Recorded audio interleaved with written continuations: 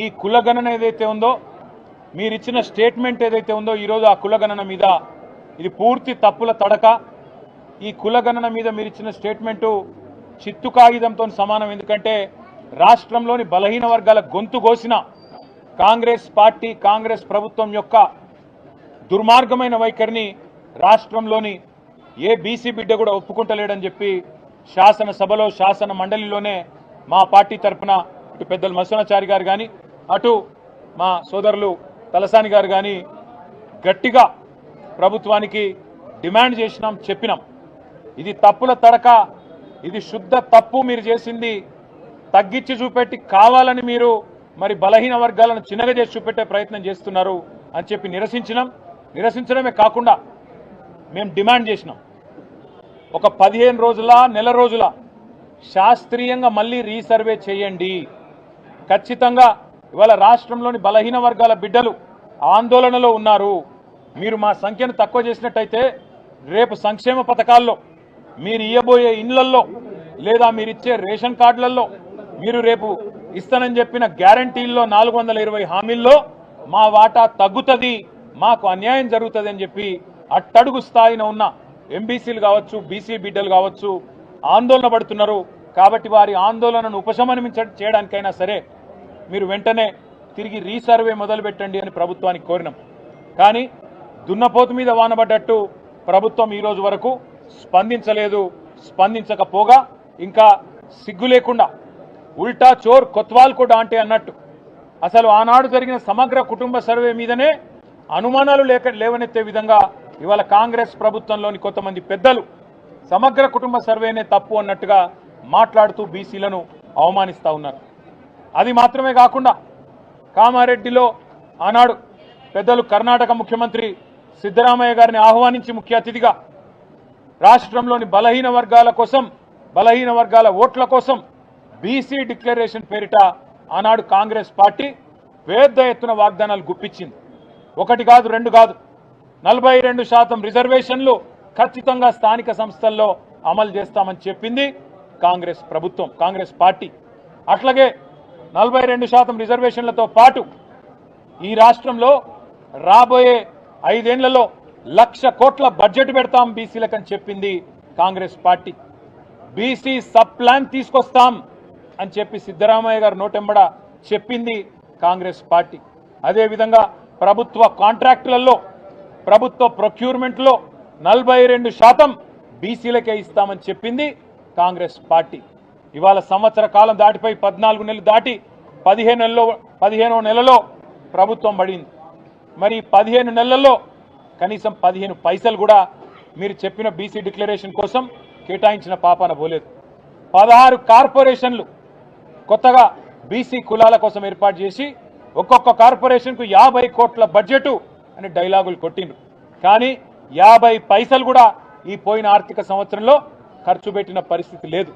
ఈ అన్ని విషయాలు ఇవాళ తెలంగాణ రాష్ట్రంలో ఉండే బలహీన వర్గాల ప్రజల ఆందోళనను దృష్టిలో పెట్టుకొని బీఆర్ఎస్ పార్టీ యొక్క బీసీ సెల్ అధ్యక్షులు పెద్దలు ముషీరాబాద్ ఎమ్మెల్యే ముఠా గోపాల్ గారి అధ్యక్షతన ఇవాళ ఒక విస్తృత స్థాయి సమావేశం జరిగింది. అందులో చాలా విషయాలు చర్చకు రావడం జరిగింది. ఇవాళ ప్రాథమికంగా అనుకున్నది ఏంటి అంటే ఈ సమావేశం ద్వారా రాష్ట్ర ప్రభుత్వాన్ని బీఆర్ఎస్ పార్టీ డిమాండ్ చేస్తున్నది, నువ్వు మొట్టమొదలు ఈ రాష్ట్రంలోని బీసీ ప్రజలను క్షమాపణ అడుగు రేవంత్ రెడ్డి గారు అని డిమాండ్ చేస్తా ఉన్నాం. 5.5% జనాభా తగ్గించి దాదాపు 22 లక్షల మందిని ఉన్నవాళ్లను లేనట్టుగా చిత్రీకరించే దుర్మార్గం ఏదైతే రేవంత్ రెడ్డి చేసిండో దానికోసం వెంటనే ఈ రాష్ట్రంలోని బీసీలను రేవంత్ రెడ్డి క్షమాపణ కోరాలని చెప్పి మేము డిమాండ్ చేస్తా ఉన్నాం. రెండవది, నీ కులగణన పూర్తి తప్పుల తడక, నీ పూర్తి అశాస్త్రీయం, అసంబద్ధం, అర్ధరహితం. ఈ మాట మేం మాత్రమే కాదు, రాష్ట్రంలోని బీసీ సంఘాలు అంటున్నాయి. స్వయంగా మీ కాంగ్రెస్ పార్టీ ఎమ్మెల్సీ కూడా ఇది చిత్తు కాగితంతో సమానం, దీన్ని కాలబెట్టినా తప్పులేదని కాలబెట్టింది. అందుకే మేము బీఆర్ఎస్ పార్టీగా డిమాండ్ చేస్తున్నాం, వెంటనే రీసర్వేకి ఆదేశించు. 15 రోజుల నెల రోజుల తీసుకొని వెంటనే రీసర్వేకి ఆదేశించి సరైన లెక్కలు తేల్చండి. మేమందరం కూడా చొరవ తీసుకుంటాం. మొన్న అన్నావు కదా కేసీఆర్ పాల్గొనలే, కేటీఆర్ పాల్గొనలే, ఇంకొకరు పాల్గొనలేదని. మాకు మీరేం చెప్పినారు మీ కులగణనప్పుడు? మొదలు మీరు చెప్పింది ఏంది? స్వచ్ఛందంగా ఎవరు ముందుకు వస్తే వాళ్ళు రండి, ఇచ్చేది ఏంటి అన్న. అయినా నాకు తెలియక అడుగుతా, కుంటి సాకులు అడగడం కాదు, కుంటి సాకులు ఎత్తకడం కాదు. కేసీఆర్ గారి ఎలక్షన్ అఫిడవిట్ నీ దగ్గరనే ఉంది, నా ఎలక్షన్ అఫిడవిట్ నీ దగ్గరనే ఉంది. నువ్వు ఎవరో పేర్లు చెప్పినావో వాళ్ళందరి ఎలక్షన్ అఫిడవిట్లు నీ కాడనే ఉన్నాయి. అయినప్పటికీ నీకు అంత బాధ ఉంటే మళ్ళీ రీసర్వే పెట్టు. మేమందరం కూడా, ఎందుకంటే మా బీసీలకు అన్యాయం జరిగినప్పుడు మేము కూడా, ఎందుకంటే నీకు సాకులు వెతకడానికి అవకాశం ఇవ్వద్దు కాబట్టి అందరం పాల్గొంటాం, అందరం కూడా నువ్వు కోరిన అన్ని వివరాలు ఇస్తాం. కానీ బీసీలకు అన్యాయం చేసి తప్పించుకునే ప్రయత్నం ప్రభుత్వం చేయొద్దని చెప్పి మేము డిమాండ్ చేస్తున్నాం. రీసర్వేకి ఆదేశించడంతో పాటు 42% రిజర్వేషన్ అని చెప్పి బీసీ డిక్లరేషన్లో ఏ మాట అయితే చెప్పినవో ఆ మాట ఖచ్చితంగా నిలబెట్టుకోవాలి. మొన్న నువ్వు అసెంబ్లీ పిలిచినప్పుడు మేము అనుకున్నాం చట్టబద్ధత కల్పిస్తావేమో, 42% రిజర్వేషన్ బిల్లు తెస్తావేమో అనుకున్నాం. నువ్వు బిల్లు తేలే, కేవలం సొల్లు మాత్రమే తెచ్చినావు. ఓ స్టేట్మెంట్ అని చెప్పి పట్టుకొచ్చినావు, ఏదో నిమిషం చదివినట్టు చేసినావు, అవతల పడ్డావు. అందుకే ఈ సొల్లు మాటలు కాదు, బిల్లు తీసుకురా, 42% రిజర్వేషన్ కల్పిస్తూ వెంటనే పెట్టు. నువ్వేమో చెప్తూ మా పార్టీ ఇస్తుంది 42% అన్నావు. మీ పార్టీ ఇచ్చేది 42%. బీఆర్ఎస్ ఇదివరకు 50%కి మించి ఎన్నడో ఇచ్చింది బలహీన వర్గాలకు టికెట్లు, అదేవిధంగా మరి ప్రాతినిధ్యం స్థానిక సంస్థల్లో కానీ అసెంబ్లీ ఎన్నికల్లో, పార్లమెంట్ ఎన్నికల్లో అత్యధిక సీట్లు కేటాయించిందే కేసీఆర్ గారు, బీఆర్ఎస్ పార్టీ. మొన్న పార్లమెంట్ ఎన్నికల్లో 12 జనరల్ సీట్లుంటే ఎస్సీ ఎస్టీ కాకుండా ఈ రాష్ట్రంలో, అందులో 6 అంటే 50% బలహీన వర్గాలకు కేటాయించింది బీఆర్ఎస్ పార్టీ. అట్లే శాసనసభ ఎన్నికల్లో మీరు మోసం చేసినారు కాంగ్రెస్ పార్టీ వాళ్ళు. 34 సీట్లు ఇస్తామన్నారు, పార్లమెంటుకు 2 చొప్పున.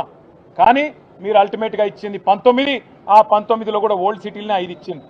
అందుకే అంటున్నాం, మీకంటే ఎక్కువ 34 సీట్లు చెప్పకుండానే బలహీన వర్గాలకు 34 సీట్లు ఇచ్చి మా చిత్తశుద్ధిని ఇదివరకే చాటుకున్నాం. మాకు నీ సర్టిఫికెట్ అవసరం లేదు. కానీ ఈ రాష్ట్రంలోని బలహీన వర్గాల ప్రజల ఆందోళన, ఈ రాష్ట్రంలోని బలహీన వర్గాల ప్రజల ఆవేదన అర్థం చేసుకున్న పార్టీగా రేపటి నుంచి మండలాల వారీగా, నియోజకవర్గాల వారీగా, జిల్లా కేంద్రాల వారీగా మొదలు భావజాల వ్యాప్తిని, అంటే బీసీలకు జరుగుతున్న అన్యాయం మీద మా పార్టీ నాయకులు, ఇతర బీసీ సంక్షేమ సంఘాల నాయకులతో వెంటనే ప్రెస్ మీట్ల ద్వారా ప్రజలని జాగృతం చేసే ప్రయత్నం విస్తృతం చేస్తాం. దాంతోపాటు మిగతా ఇంకా చాలా విషయాలు కూడా మేము మాట్లాడుకున్నాం. ఏ రకమైన కార్యాచరణ ఉండాలి, ప్రభుత్వం దిగిరాకపోతే మొండి వైఖరితో కనుక రిజర్వేషన్లు ఇవ్వకుండానే బీసీల గొంతు కోసి స్థానిక సంస్థల ఎన్నికలకు పోతే ఏం చేయాలనే విషయంలో లోపల చాలా మాట్లాడుకున్నాం. అవన్నీ కూడా మా పార్టీ అధ్యక్షులు పెద్దలు కేసీఆర్ గారికి నివేదించి తదుపరి కార్యాచరణ ఏ రకంగా ఉండాలో కూడా తప్పకుండా నిర్ణయించుకుంటాం. కానీ ఈ విషయాన్ని వదిలిపెట్టాం. తప్పకుండా బీసీలకు కాంగ్రెస్ పార్టీ చేస్తున్న మోసాన్ని ఎండగడతాం. మీరు రాజ్యాంగ సవరణ అని మాట్లాడుతున్నారు. నిజంగా చెప్పాలంటే మోడీ గారు, రాహుల్ గాంధీ గారు ఇద్దరు కూర్చుంటే ఛాయ్ తాగే లోపల అయిపోతుంది రాజ్యాంగ సవరణ. ఇదివరకు చేయలేదా? ముల్కీ రూల్స్ని ఆనాడు సుప్రీంకోర్టు అప్హెల్డ్ చేస్తే అవును ఇది కరెక్టే అంటే ఆనాడు ఇదే కాంగ్రెస్ పార్టీ ఇందిరాగాంధీ గారి నాయకత్వంలో ఆనాడు ముల్కీ రూల్స్ను రద్దు చేస్తూ రాజ్యాంగ సవరణ చేయలేదా? మరి ఇలా బీసీలకు న్యాయం చేసే కాడ రాజ్యాంగ సవరణ చేయడానికి ఎందుకు మీకు ఇబ్బంది అవుతున్నదని మేము అడుగుతా ఉన్నాం. రేపటి నుంచి అందరినీ కూడా జాగృతం చేస్తూ మండలాల వారీగా, నియోజకవర్గాల వారీగా, జిల్లాల వారీగా మొదలు ప్రెస్ మీట్లతో మొదలు పెడతాం, చిన్న సమావేశాలతో మొదలు పెడతాం. తదుపరి కార్యాచరణ ఎట్లా ఉండబోతుందో పెద్దలు కేసీఆర్ గారితో ఒకసారి అంతర్గతంగా చర్చించిన తర్వాత ప్రకటిస్తామని చెప్పి కూడా తెలియజేస్తూ, రేపటి నుంచి మా నాయకులందరూ కూడా జిల్లాల వారీగా, నియోజకవర్గాల వారీగా, మండలాల వారీగా పార్టీ మొత్తం కూడా మరి ఈ కార్యక్రమాన్ని తీసుకుంటుందని చెప్పి కూడా తెలియజేస్తూ మళ్ళీ మీ అందరికి కూడా ధన్యవాదాలు, నమస్కారాలు. Thank you.